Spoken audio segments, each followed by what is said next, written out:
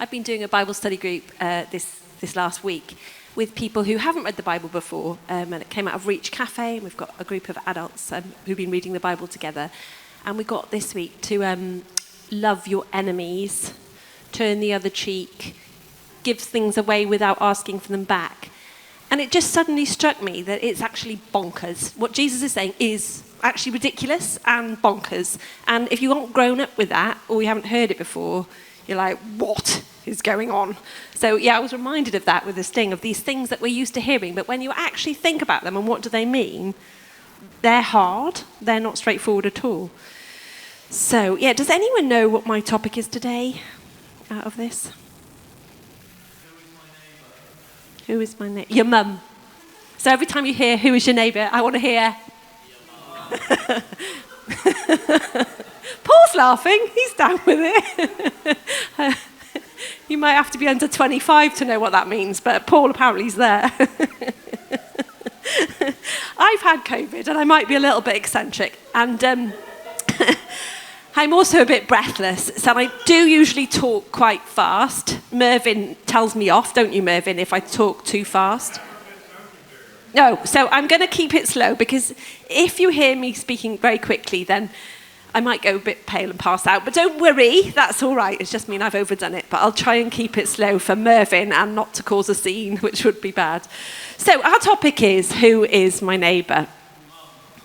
Very good, Tom's on it. Rest of you, you were asleep. Now, Mikey's finding it funny. Someone once asked Jesus this question. I don't know if you remember it, but Jesus is teaching a big group of people, and they've been away and they're coming back and they're saying what's happened, and then this lawyer butts right in. And I think, he may not have looked like that. He may not have, are we there? Oh, yeah. He may not have looked like that. Yeah, it was 2 centuries ago, but I reckon he was entitled. I reckon he thought he could just butt into the teaching and say, I've got it sorted. I've got it all together. So Jesus, just to check that I'm in, I want to know, what must I do to inherit eternal life? And Jesus, I reckon, looks at him and goes, what does your book say? What's your teaching say? You know the answer, don't you? And he's like, yes, I do know the answer, actually. Love the Lord your God with all your heart and love your neighbour as yourself. And then he's like, but who is my neighbour? That wasn't the answer. So he was looking for this big tick. He thought he was all sorted, and he just wanted Jesus to ratify it, to confirm that he was in, that he was sorted, that he didn't have anything to worry about. And in order to do that, he needed to know who his neighbour was, because that meant he could decide who did he have to love and who did he not have to bother with. And it is an important question, isn't it? Like, if the teaching is who is your neighbour, obviously you have to love your mum, but aside from that, who's out? Who do I not have to worry about, and who do I have to worry about? And I think that's a sense of people who are in your gang. You feel a bit of an obligation to love them. But people who are out, you don't have to worry about them. You don't have to love them. They're not very nice, maybe. They don't sing well or perform well. They're out, and you can kind of strike them out your list of who to love. And I don't know where you are and where you feel at the moment. Do you feel like you've got a gang? Do you feel like there are people around you that you're comfortable with? Think about who you mix with day by day. Are they quite like you? Do they like the same sorts of things of you? Maybe have they got the same education level of you? Have they got the same amount of money as you? Are they people who surround you like you? Are you your box? Are you in a box with people, who's a bit like you? And I think all of us have that sense of wanting to belong, longing to fit in, to wear the right clothes, and to just get it right. And a couple of years ago, I went to, it was Christmas, and at the start of December, we had this work kind of national meeting. And I was like, well, it's kind of a day off, really. We'll go to this meeting. So I wore pretty much what I'm wearing now. I get to the meeting and realise I've got it completely wrong. Everyone's in really smart suits and work clothes, and I'm like this. So I sort of took my hoodie off and tried to sit at the back and slump, like, oh, got through it. And the next thing was our work team dinner, and it was a dinner party at the professor's house. So I thought, well, I definitely undid it last time. I'm going to wear like a little black dress. And I get there, and they're all dressed like this. And I'm like, oh no, completely wrong. And the third Christmas event was the kind of general, I'm a doctor, it was the junior doctor's night out. And I was going pretty much straight from work, and I thought, that'll do, I'm in my work clothes, I'm kind of smart, I'm definitely not going to be like too scruffy. But everyone was out in kind of cocktail wear. And I'm like, damn, I had all the right outfits, but they were all at the wrong occasions. So I was like, and some people just seem to know the rules, don't they? And I don't know if you're one of the people who feels like you know the rules, you know what you're supposed to be wearing. I'm not one of those people. Growing up, I just felt like I didn't fit in. And this is me at 17. I gathered a group of people around me. Maybe they didn't feel like they fit in anyway. They were happy to hang out with me. And I kind of coped by kind of not fitting in, but having people around me who accepted me as I was. And later on I went to university, and I fitted in less there because I don't know why. I think I just completely didn't fit in at all. In fact, to sort of compensate with the people I moved with, my name got changed to Trevor. I can't quite remember how that happened, but it just seemed to work. As Trevor, I could just about negotiate things. Very strange. But anyway, it was good. It worked for a year, and I made a lot of good friends who are now like a family to me. So I don't know whether you feel that you are in or out. Do you have that sense of feeling in, you know how things work, you have a group around you that you fit with, or do you feel like you're on the outside of it? Because I think when we come to this question of who is my neighbour, if you feel like you're in and you've got a group, then you can, you're looking outside, who is my neighbour. But if you feel like you're out, that can really affect it and affect like your capacity to look around you. So when we come to Jesus, I think we've got Jesus coming up. Did he fit in? And I would say no, he didn't. It was a right way to behave. There was a right way to be in his community. There were people who were good and right and behaved, and people who were out and they didn't behave right, or they didn't obey the rules. And Jesus just completely blew that up. He didn't mix with the right people. He talked to quite random women who weren't considered the out crowd. He ate with the naughty people. He did. He ate and drank with them. And people were like, what's going on here, Jesus? And I just felt he didn't fit in. But we, in our society, we love to put people in boxes, don't we? To decide what sort of person are you? What box can I put you in? And even this week, I've had COVID, as I said, and I was staggering along with work. And on Wednesday, there was some short staffing, and I sorted it out for most of the day. And then at 5 o'clock, I was asked, can you come into work and tonight and work the night? And I was like, oh no, I can't do that. I'm like, I'm okay, but I definitely can't do that. And anyway, I've spent the day sorting out a solution, so I won't need to. Well, are you well or are you ill? Because you should be off if you're ill. Well, I was like, well, I've spent the day sorting the staffing out, so that was useful. And I went to this meeting about Ukraine, and that was useful. But so, am I well or ill? I don't know. I don't know which box I'm in. Well, you'll have to, you're obviously, you shouldn't be working today. You're ill. Fine, I'm ill. I'm sick. I'm off sick from now until 9 o'clock tomorrow morning, but I'm going to be fine again. But it's that sense, isn't it? Of like, people are desperate to know, are you ill? Are you well? And I kind of have that sense of, maybe I'll never be properly well again. Maybe I won't. I can still do things.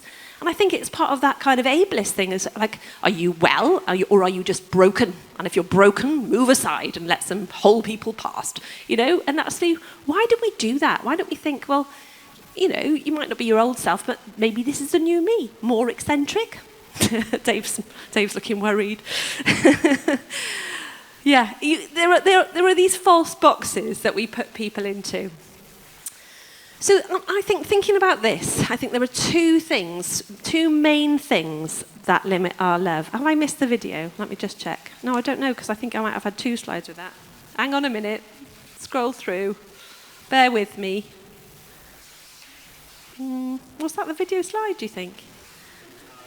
No? Oh, I've got to vote now whether we want to see a video now. Yeah, let's watch the video. Let's watch it. Why not? So I think there are two things that can limit our ability, our capacity to love others. And the first one, I think, is feeling that we don't belong, like that we are on our own somehow, that no one's like us, that we, everyone else is sorted, no one else struggles, they're all okay, I'm not okay. And therefore we kind of don't have any capacity to be able to see others in a way and to love them and to see how we could come near to them. And the other way I think our love can be limited is that sense of feeling in and that being in a tight group. And if you're in a tight group, you kind of think, well, this is safe, but would I be safe if someone else joined? Would that shatter the group? Will they break what I have? Will I end up getting left out? And so we can get quite sort of worried because we're in a group and we know that they love us. And if someone else comes in, they might not accept us for who we are. So those sort of two polar opposites almost can limit us very much. So we come back to that question, who is my neighbour? And I have to say, it is the wrong question to ask. It's completely wrong. Because that question is that sense of who is like me, who's in my box, who am I, who's next to me, rather than just looking around. And then we come on to a passage in Romans where it talks about what it means to love others. In Romans 12 it says, don't just pretend to love others, really love them.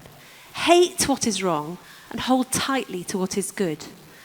Love each other with genuine affection and take delight in honouring each other. Never be lazy but work hard and serve the Lord enthusiastically. Rejoice in our confident hope. Be patient in trouble and keep on praying. When God's people are in need, be ready to help them and always be eager to practice hospitality. Bless those who persecute you. Don't curse them. Pray that God will bless them. Be happy with those who are happy and weep with those who weep.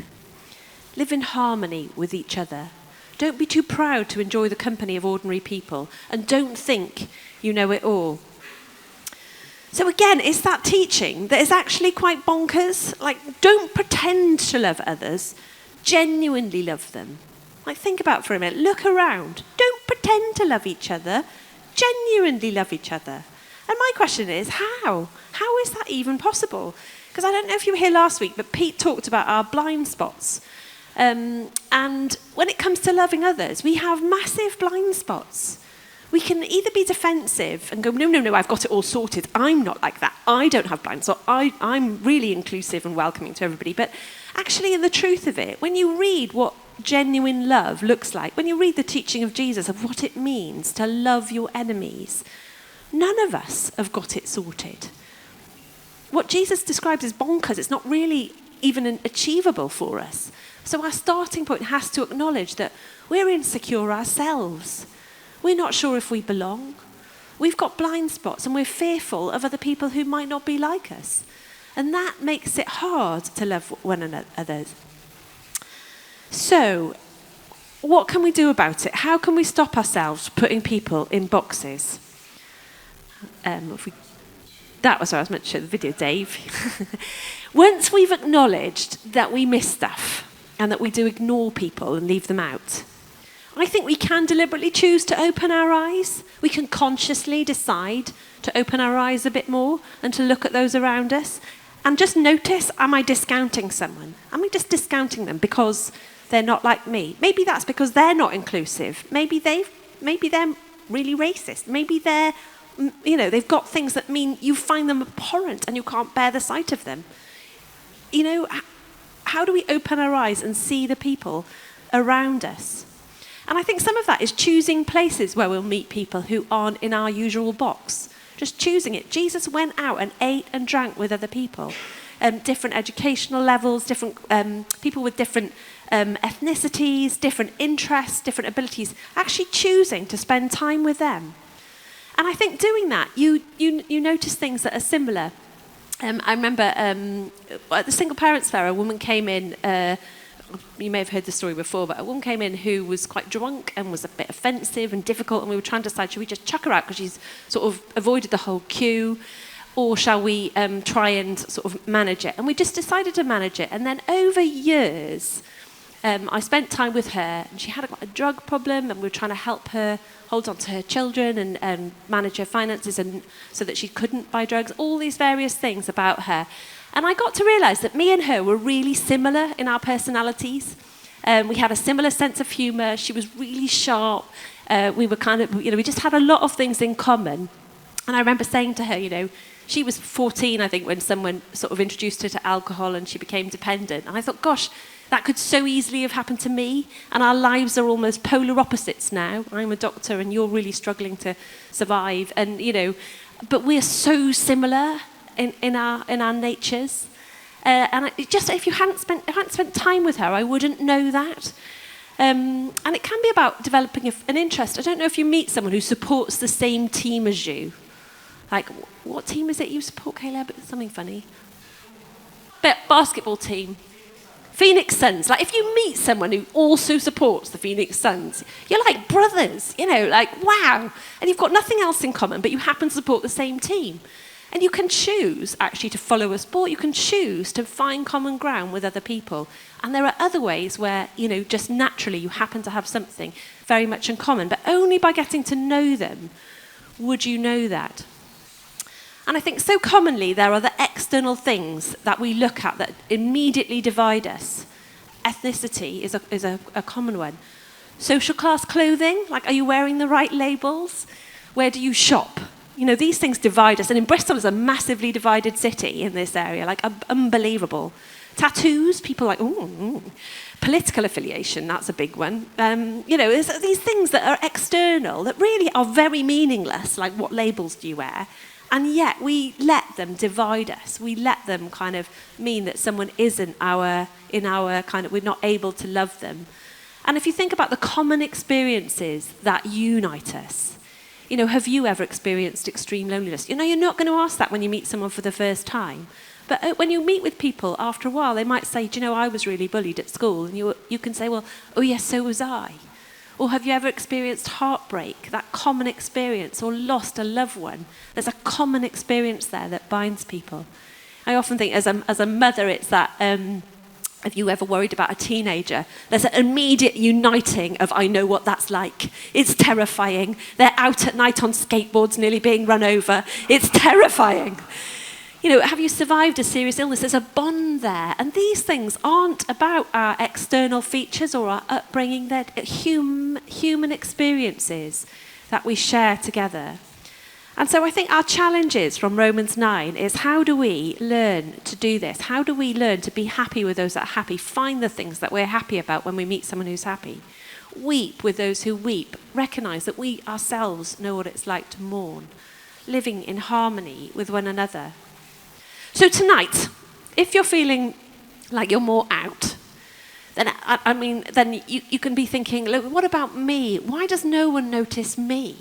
And I think that's a very natural place to be. I think Jesus didn't fit in, there's that sense of isolation. And my kind of thing to say would be, just be really gentle with yourself, but also be gentle with others. People might look sorted.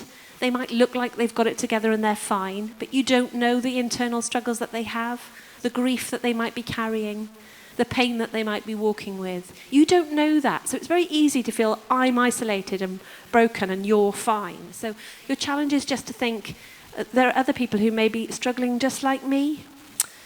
And if you're feeling like you're kind of mostly in at the moment, I think that's the kind of place to think, like, look around you and say, acknowledge the fact that you might be leaving people out and that that's natural, but acknowledge the fact that you have your own fears about letting people in, whether that will be worrying or challenging. Love must be sincere, Romans says, and I think that's something that doesn't happen overnight. It's a thing that takes often years to get to know someone really well. Like if you think about if you've got a best friend or a relative that you're close to, it's over years that relationship deepens. It's not an overnight thing. And so it does take time. And I think for me, one of the things that one of the places I go to God, and this word from a psalm, they're really helpful, I think. They say, search me, God, know my heart, test me and know my anxious thoughts. See if there's any offensive way in me and lead me in the way everlasting. And I think that's the best place to go to God, to say, Lord, you know me, you know my anxious thoughts. Just let me know about any offensive ways that I have. Let me know, but lead me onwards and lead me out of this place, whether that's a place of isolation or a place of inclusion, and lead me to those around me. So I'll just pray for us. Father God, I just thank you that you love us, that you delight for us to come into your presence, that you welcome us, and that you teach us to love and to welcome others. Lord, I pray that you'd help us in this, because it's really hard. Some of the stuff that we're supposed to do is actually quite bonkers and impossible. So Lord, I pray, would you encourage us? Would you give us one small thing we can do? Amen.